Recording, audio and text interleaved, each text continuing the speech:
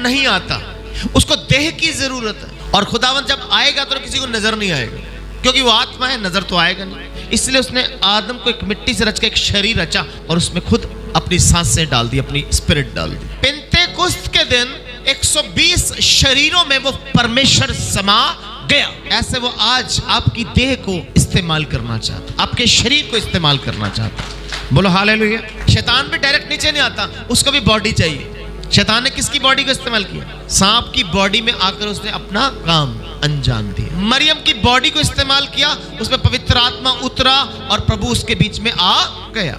और यीशु मसीह ने भी एक देह ली, उस देह के अंदर सर्वशक्तिमान परमेश्वर यीशु की देह में होकर काम कर रहा था। उसको देह चाहिए अपने मकसद को पूरा करने के लिए। इसलिए जॉन वेस्ली कहता है कि इंसान इस पृथ्वी पर परमेश्वर के बगैर कुछ नहीं कर सकता, लेकिन परमेश्वर इस पृथ्वी पर इंसान के बगैर कुछ भी नहीं करेगा। बोलो हालेलुया। जॉन वेस्ली ने कहा कि इस धरती पर इंसान परमेश्वर के बगैर कुछ भी नहीं कर सकता, कुछ भी नहीं कर सकता।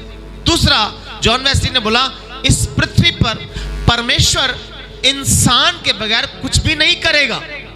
जॉन वेस्ली कहता है कि इस पृथ्वी पर इंसान परमेश्वर के बगैर कुछ भी कर, फिर जॉन वेस्ली कहता है कि इस पृथ्वी पर परमेश्वर इंसान के बगैर कुछ भी नहीं करेगा।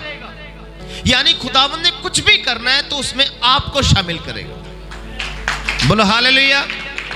खुदावंद नीचे आने के लिए इंसान की जरूरत महसूस करता है, इंसानों में आकर काम करता है। क्या समझ में? इंसानों के बगैर वो कोई काम करेगा? अपने सुसमाचार का काम वो स्वर्ग में बैठे भी कर सकता है, लेकिन करेगा नहीं, क्योंकि वो आपको मुझे इस्तेमाल करना। हालेलुया। इसलिए इंसानों को इस्तेमाल करेगा वो अपने काम को बढ़ाने के लिए।